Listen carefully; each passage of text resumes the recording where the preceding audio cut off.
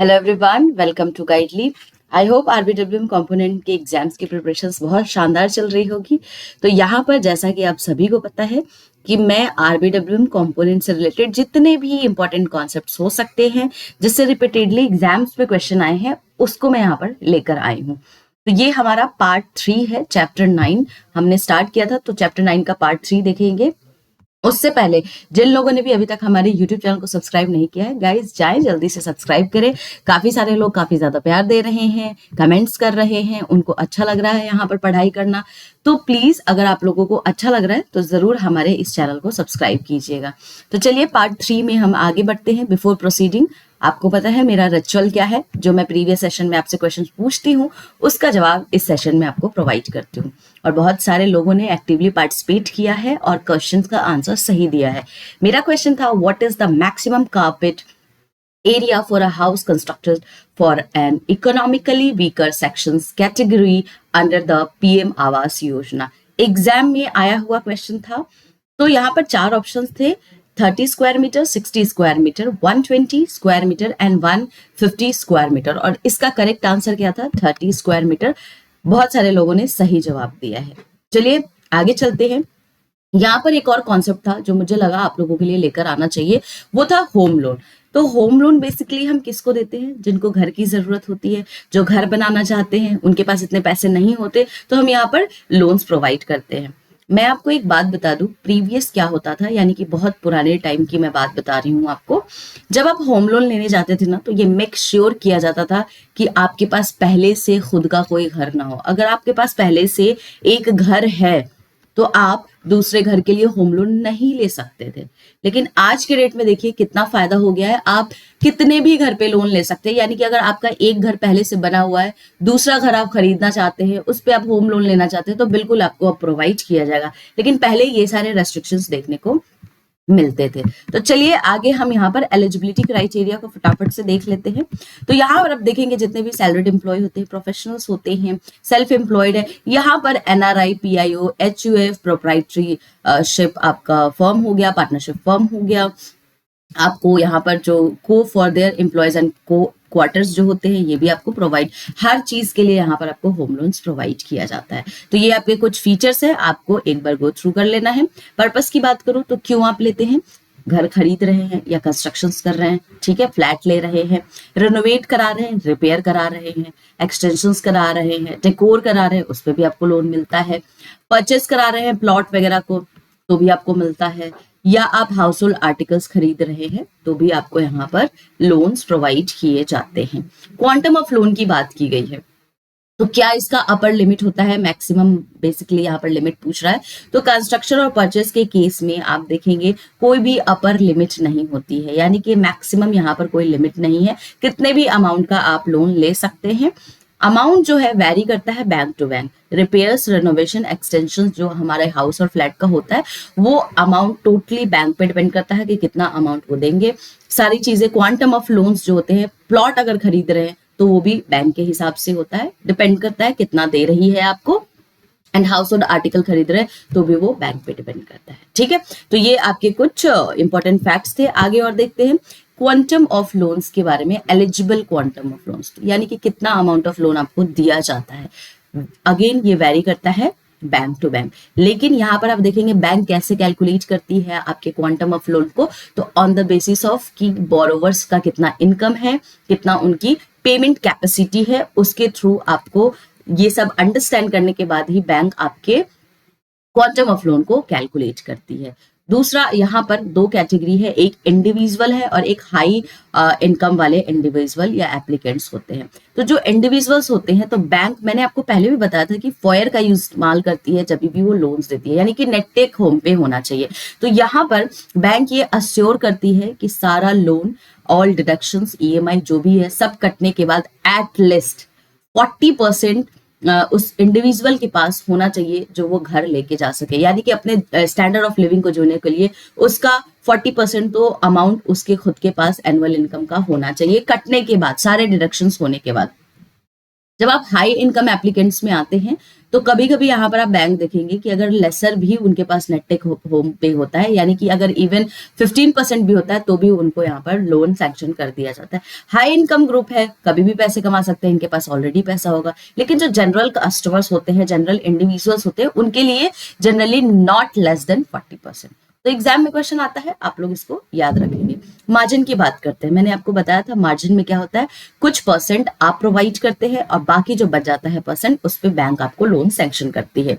आप देखेंगे higher amount of loan bank ही सैंक्शन करती है, कुछ ही अमाउंट आपको यहाँ पर पे करना होता है, कुछ ही अमाउंट का इंटरेस्ट आपको लगता है। जैसे अगर अप टू 30 लाख आप लोन ले रहे हैं तो आपको 10% यहाँ पर क्या करना है, मार्जिन देना है, यानी 10% आप प्रोवाइड करते हैं, बाकी जो 90% आपका बच जाता है उस पे बैंक आपको लोन सैंक्शन करती है।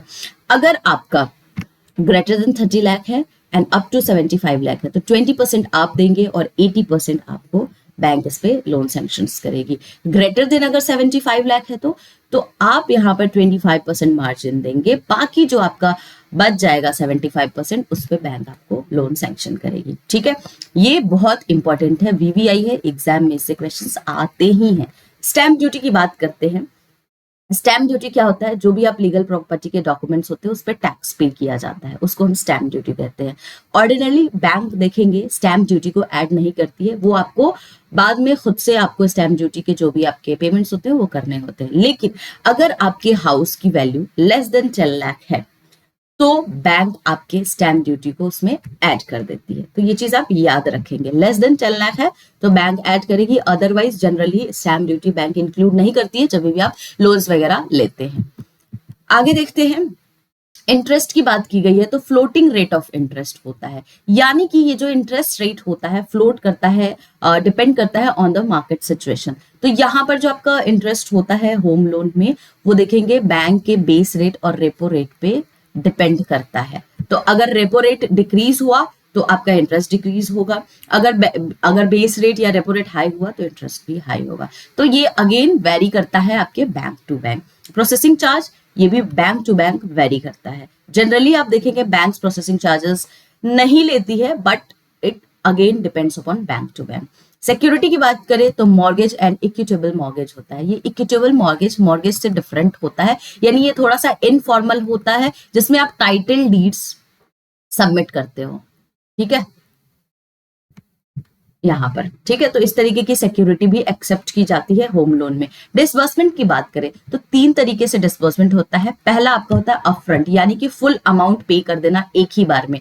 तो ये जब आप रेडीमेड फ्लैट या घर खरीदते हो ना बना बनाया, तो आपको अपफ्रंट यहाँ पर यानी कि पूरे अमाउंट को प्रोवाइड कर दिया जाता है। लेकिन अगर आपका कंस्ट्रक्शन चल रहा है तो स्टेजेस बाय स्टेजेस, जैसे जैसे आपका कंस्ट्रक्शन कंप्लीट होता जाएगा वैसे वैसे आपका यहाँ पर अमाउंट डिसबर्स किया जाता है।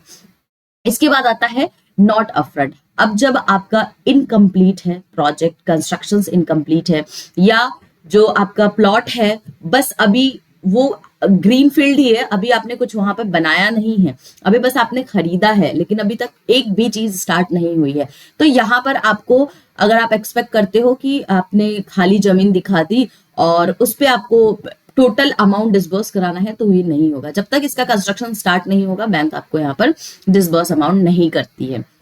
रीपेमेंट की बात करें तो यहाँ पर हाईली फ्लेक्सिबल है, यानी कि मैक्सिमम 30 इयर्स होता है इंक्लूडिंग मोरेटोरियम पीरियड। ये मोरेटोरियम पीरियड क्या होता है, मैंने पहले भी आपको बताया था, ये हॉलीडे पीरियड होता है जिसमें बैंक आपसे कोई भी ईएमआई इंटरेस्ट चार्ज नहीं करती है। तो मैक्सिमम मोरेटोरियम पीरियड अगर आप देखेंगे तो कंस्ट्रक्शन के अगर आपके स्टेज पे है आपका घर तो 18 मंथ का मोरेटोरियम पीरियड होता है। अगर आप घर खरीद रहे हैं तो 3 मंथ का आपको मोरेटोरियम पीरियड होता है, उसके बाद 4th मंथ से आपका इंटरेस्ट ईएमआई सब लगना स्टार्ट हो जाता है। रीपेमेंट की बात करें तो अगर आप सैलरीड एम्प्लॉय है, सैलरीड कस्टमर है, तो रिटायरमेंट से पहले आपको रीपे करना होता है, या 65 एज होना चाहिए, ये अदर कैटेगरी के लिए है। ठीक है, अगर आप सैलरीड नहीं है अपार्ट फ्रॉम दैट है तो 65 एज आपको यहाँ पर प्रोवाइड करते हैं। इसके अलावा आप देखेंगे जब भी आप होम लोन लेते हैं तो मेक श्योर बैंक करती है कि ये जो होम लोन है वो प्रॉपर इसके डॉक्यूमेंट्स, वैल्यूएशन, सारी चीजें चेक करती है और उसके बाद ही आपको लोन यहाँ पर सैंक्शन किया जाता है। तो काफी सारी डॉक्यूमेंटेशंस यहाँ पर किए जाते हैं जब आप होम लोन लेने जाते हो किसी भी बैंक से।